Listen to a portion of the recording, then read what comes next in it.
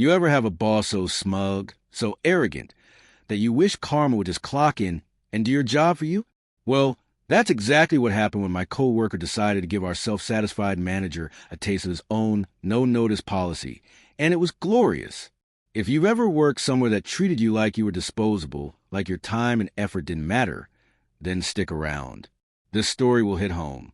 And hey, don't forget to subscribe, and turn on notifications, because today's revenge story is pure poetic justice. So, I used to work on an engineering contract team.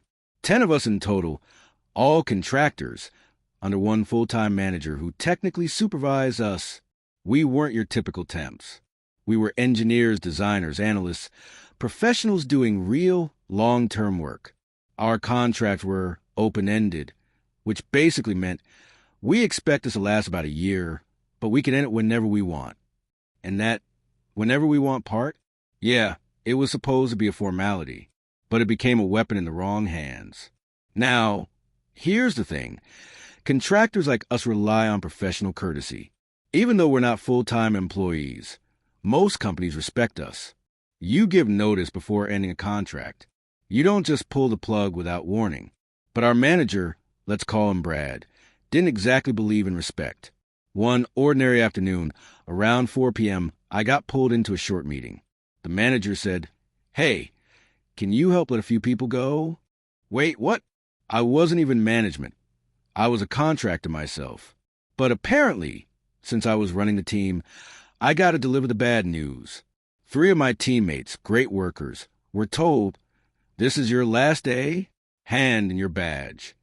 No warning, no heads up, just like that, gone. It was cold.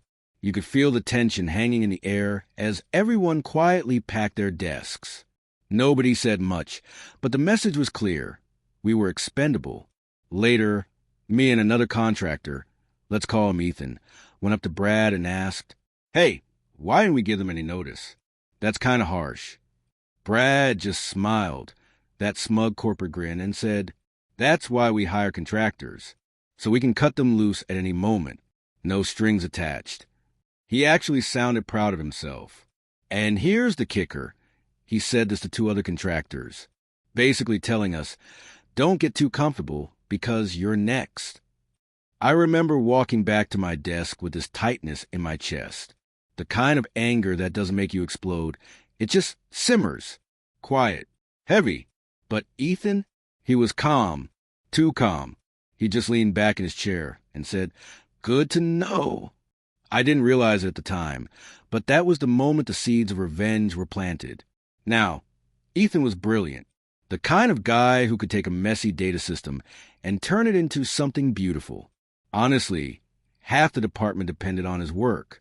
After that day, though, something in his demeanor shifted. He stopped volunteering for extra tasks, stopped staying late. He did his job perfectly, but nothing more. Meanwhile, Brad kept being, Brad, boasting in meetings about how efficient the company was, how agile their workforce had become. You could tell he felt powerful, like he could just snap his fingers and make anyone disappear. But karma, it has a funny way of circling back. A few weeks later, Ethan pulled me aside during lunch. He had this subtle grin and said, "Hey man, I just wanted you to know, I've accepted another offer. I start in 3 weeks."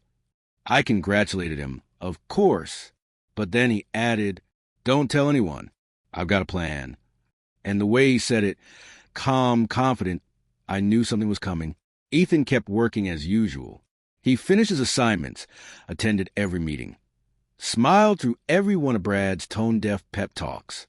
Nobody suspected a thing. He didn't make a scene, didn't quit early. He just quietly counted down the days. And then it happened. It was a Friday afternoon, the end of another dull week of endless tasks and last-minute requests. At exactly 5 p.m., Ethan stood up from his desk. Calm, peaceful. He unplugged his laptop, took off his headset, gathered his docking station, mouse, everything the company had provided. He walked over to Brad's desk, placed it all down neatly, and said, "Hey, thanks for everything, Brad. This is my last day." Brad looked confused. "Wait, what? You're leaving?" Ethan smiled. Yep, just like you said. Contractors can go at any moment. Brad's face went pale. He stammered. You didn't give notice? Ethan just shrugged. That's why you hire contractors, right?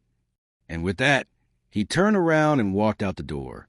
No drama, no raised voice, just poetic calm. As he left, he hit send on a short email. Subject, my last day. Body, thanks for the opportunity. Wishing the team all the best. No explanation, no forwarding plan, nothing. And here's the beautiful part. Ethan had been in the middle of a massive project, one that only he fully understood. His systems, his scripts, his data links, all custom built. When he left, it was like pulling the brain out of a machine.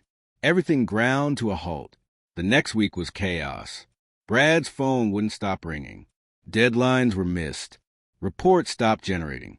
The team scrambled to reverse engineer Ethan's work, but it was like trying to solve a puzzle without the picture. It took them a full month to get things back on track. A month of panic, blame, and frantic all-nighters. All because Brad wanted freedom to fire people without notice. I'll never forget the look on Brad's face the following Monday. That cocky confidence was gone, replaced by dark circles under his eyes and a clenched jaw. He muttered something about communication issues and knowledge transfer gaps. But we all knew the truth. His arrogance had come back to bite him. Hard.